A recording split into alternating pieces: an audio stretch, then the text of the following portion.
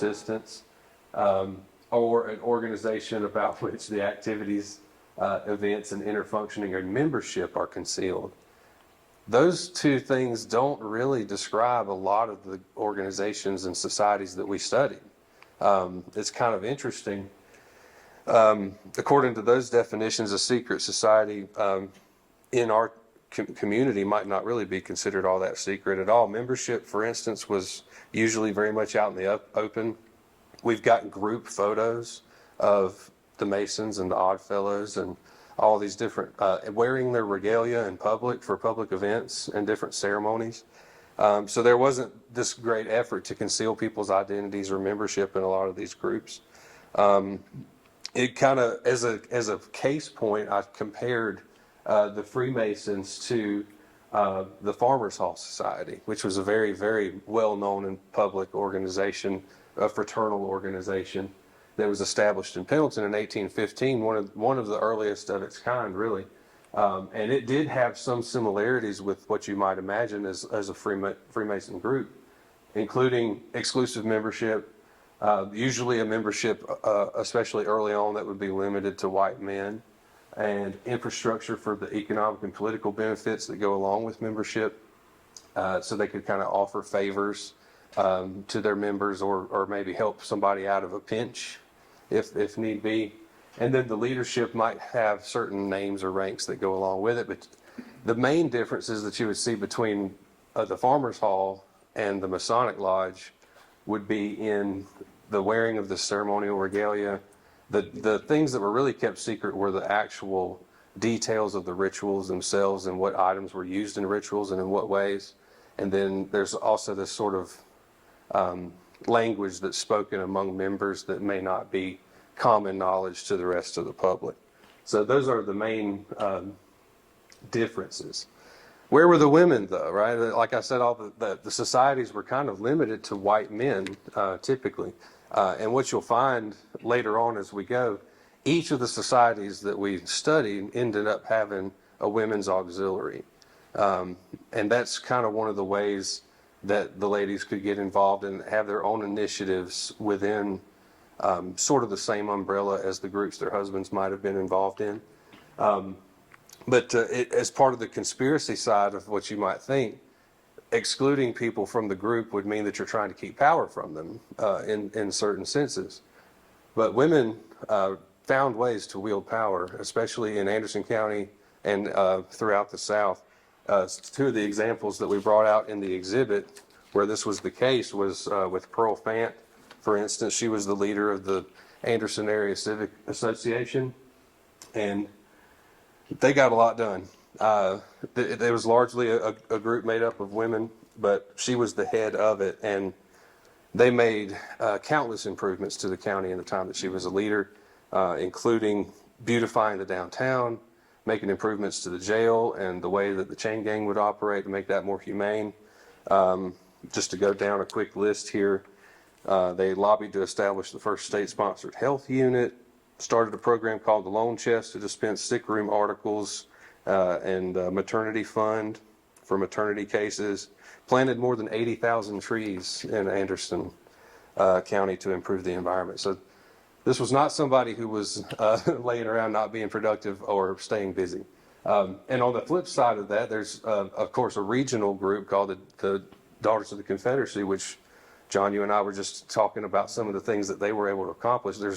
There's no way you could argue that that group did not have power in the American South at a time when the public sphere really should have been shut off. And in most politicians' minds, I think it was still shut off to women. The private sphere was where they were expected to operate.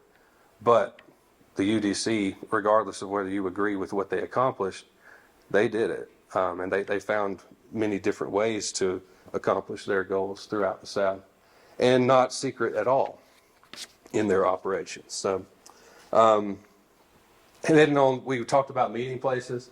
There are almost always dual uses for meeting places for secret societies. The Orville School here was a meeting place for a local secret society that was unnamed. There's a good picture there of the Honey Path Lodge. And again, the places where the Masons would meet are marked with their insignia, so that's not secret either. We know who's in the groups generally. Sometimes they're publicly wearing their regalia, and we know where they're meeting, usually that we know at what times these groups are meeting. So none of that's kept secret either. Using some of their square and compass imagery there also to kind of, interpretations vary on that, but generally it's kind of an upright square life, something that's not unfair. By far the most recognizable and famous of the secret society meeting places is downtown on Benson Street, where the Masonic Hall here in town would be built. Masonic history in South Carolina kind of extends much further back. 1730s really is when it got started in Charleston. But the original Masonic temple at Benson Street was constructed in 1855. The lodge featured a small auditorium even at that time, and there are countless stories of these auditoriums being used for different shows and plays, meeting places for public forums, churches. In fact, we found instances in the early 1900s where the first collection of Jewish families that were meeting in a formal synagogue kind of setting were using the Masonic Hall to do so. And that's in part because of the religious structure that the Masons have in place that's more open to other religions than simply Christianity. It's kind of difficult to explain not being a member of the organization, but there is apparently an allegiance to a higher being, but it's not specified which religion, to sort of open the door to people of other religions than only Protestant or Christian ones. This is a cool photo here. Well, it's blinking on us. But this is the laying of the cornerstone of the historic courthouse that's currently standing. This was in 1897. And the Freemasons would often be part of these very public ceremonies where the cornerstone would be laid. It's a very symbolic thing for their organizations too. And another cornerstone that was laid was for the Carnegie Library in June of 1907. Freemasonry by far has the largest footprint still in Anderson County or in South Carolina, and probably nationally of any of the orders that we studied. And lodges still exist in most of our smaller towns throughout the county. We'll take a look at some really cool artifacts related to the Masons of our area as well. We've got things that date back to the 18 teens and 20s that were related to Moses Holland, who was an early Masonic leader, and he was one of the fathers of the Protestant church here in Anderson County as well. But real quickly, we'll just go through some kind of introductions to the groups that we studied, and then we'll kind of adjourn from here and go check out some of the artifacts that are associated with them. So this is the picture that we believe to be of the Improved Order of Red Men, and they are not a typical group. They were established in the 1830s, 1834 to be exact, as an outgrowth of the Sons of Liberty. And in particular, their expressed goals were to teach American history or learn better American history and to inspire patriotism. They also had a lean against or for the laws and temperance. There was a bit of a stereotype going around that all of these groups, there's just a bunch of men that meet in the halls and they drink their fill and just have a big time together. So this sort of stereotype of guys getting together and not accomplish anything, but instead choosing to drink and be loud and have merriment. They were combating that with a very open campaign for temperance laws. But seen in the photo, that they borrowed a lot of Native American imagery, at least Native American as they imagined it. You could call it Americanized Native American imagery, but you see a lot of tomahawks. Like up here, she's holding a tomahawk in the picture. Their female auxiliary, by the way, was the degree of Pocahontas. There's some spears being carried, and the sashes all have different pieces of weaponry that might indicate different ranks. But we believe this to be an early photo of the Improved Order of Red Men. They're interesting also in that they're one of very few of the societies we study that has seemingly no well, I guess it is militaristic with the weapons, but the religious sort of aspect of tying the militaristic imagery with religious meaning is not there. So they're kind of an outlier in that way, but interesting nonetheless. The Knights of Pythias were very cool. They've been around the Anderson area for quite a long time. I don't think they currently are, though.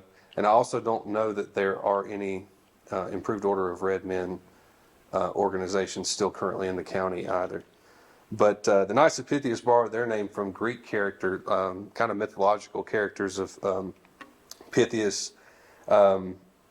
Pythias begged to have leave to see his family before he was to be killed by the ruler at the time, and Damon, his friend. These two were just lifelong friends. So Damon volunteered to face death if Pythias did not return from his leave. He wanted to go and say goodbye to his family, do some other things. So when Pythias returned, the king was so impressed by this show of trust and friendship that Pythias and Damon had that he freed both men, and neither of them were killed. So this bond of friendship was one of the founding principles of the group and the order, loyalty among friends.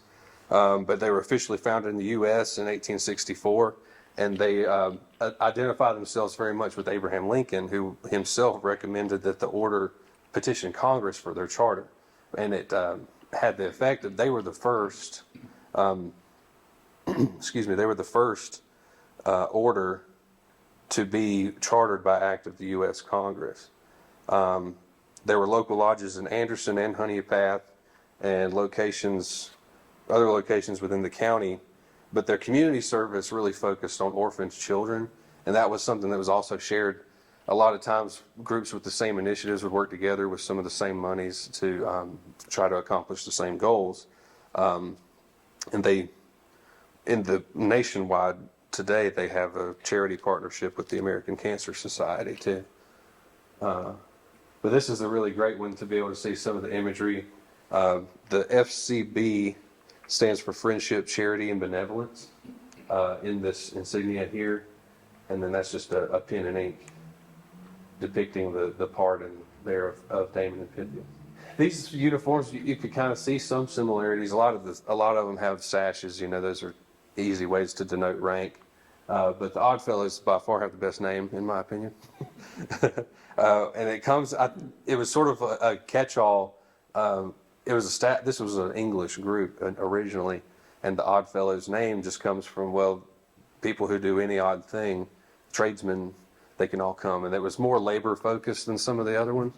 But that's kind of their explanation for their name. They also very regularly will use imagery like a bundle of sticks, because obviously you can break one very easily, but if you tie hundreds of sticks together, they're very, very strong. So that's part of their imagery that they use to depict how they plan to strengthen society.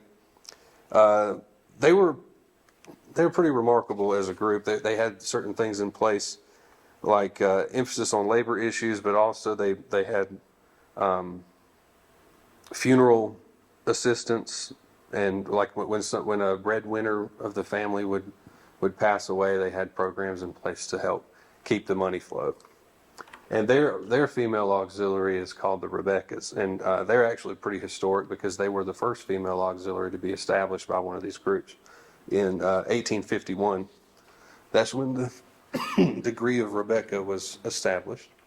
I don't know why they would carry so many weapons, but that's another thing that you see too. All of them had swords that were part of their degrees and ceremonial. We have 3 different swords for the Knights of Columbus on display in the exhibit, I'll point out too, from a different era also, which is kind of fun. But they're basically the idea would be, now the Knights of Columbus are a Catholic order, and their swords are, it's kind of brings to mind the passages where it talks about putting on the armor of God type biblical passages. The swords were meant to, we're arming ourselves, preparing ourselves to defend our faith, defend our morality, and defend our family. But it was definitely not it wasn't directed at people. It was more of a spiritual battle that they were preparing themselves for, with to have the swords ready to go in the event that the spiritual battle needs to be held. But they date back to the 1880s. But of course, if anyone familiar with Anderson County history would know that our Catholic population was very, very, very small into the post-World War II years. I mean, after that, it really started to expand for different reasons, but immigration, different families coming to the area was a big part of that at the time. But it began as like a mutual benefit society. Working class and immigrated Catholics in the United States, they provided an insurance system and some different benefits for members to promote social and intellectual health amongst their membership. But yeah, we got some really great pictures from the current Knights of Columbus who are in Anderson, who are very active. And they, in reference to the meeting places from before, they meet at St. Joe's, and I think at St. Mary's also. They kind of alternate, but mostly I think it's St. Joseph's. And interestingly enough, they were the organization that helped to lobby for Under God to be added to the pledge in '53. And most people wouldn't think that that was such a recent development either. We kind of say the pledge without thinking, but '53 doesn't seem like a long time ago for major change to be made in the American pledge. But you could imagine an uproar today if any changes were to be suggested, seemingly out of the blue. But that was definitely one that most of the country was on board with in 1953. So kind of just an interesting development. This is a sort of a conclusion photo to study, talking about how the uniforms were both militaristic. You can see the holdovers. It's almost Spanish-American War kind of feel to some of these early uniforms, and especially the Masonic regalia. The feathering, and we've got some modern, well, what they call a modern uniform for the Knights of Columbus that's on display. And they currently would wear a blazer and a beret, but before they had kind of the plumed caps as well. So these kinds of traits, you definitely don't have a lot of younger people who are interested in wearing the more classical uniforms. So you'll see the society start to amend their uniforms requirements so that it was more attractive to a younger member as time moves on. But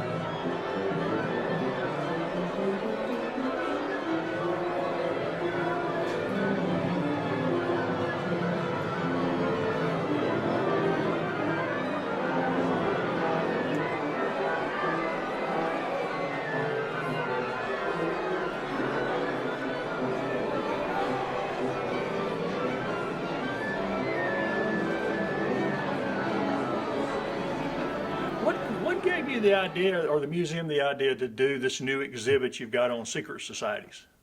well, we always get questions about them. For one thing, our research room, that's usually open on Tuesday afternoons from 1 to 7. We'll have walk-ins who come in with family questions, and sometimes we'll get, it seems like they come in spurts, a lot of questions about, well, my grandfather was a Mason, and I wonder if you have any records, and what were the Masons involved in when he was a member and things. So that was part of the reason, trying to answer those questions. And then we also recently got donations from some of our local Masonic groups, among other orders, that sort of added to the history that we knew about the organization. So we wanted to help share that with the public as well. Whenever we get new information, we want to try to help make that become more of the public conversation. And you mentioned obviously the Masons is the biggest group, right? And they're the group that's still most active. Do you have any idea Yes. how many people roughly are still involved in the county? Or it's kind of hard to say because they're a secret society, right? Yeah, that's kept secret. No, I actually don't have any of those membership numbers, but the local lodges, I would hazard to say that we still have several hundred active members, and then probably several thousand who are members in the county. And the numbers of these societies, though, in general, have dwindled, right? They are. Overall, you see a lot of lessening, and you can see this in other types of civic groups, even like Lions Club or other similar organizations too. I think membership overall is something that seems to be less of a priority for younger generations, and that's bleeding into some of the memberships of the orders that we studied in the exhibit. And I guess one of the other groups you mentioned, Knights of Columbus, is still active here. Yes, very much so. In fact, they agreed to have one of their group's meetings here, came and toured the exhibit. We were very pleased to be able to meet and build a relationship there with that group and have them be a part of building the exhibit with us. What about the Oddfellows? Was there an Oddfellows Lodge in Anderson? There was one in Anderson and one in Honeypath for sure. So there were a couple of different historic lodges. I was not able to find any active Oddfellows, at least in the modern day. Do you know where the lodges were?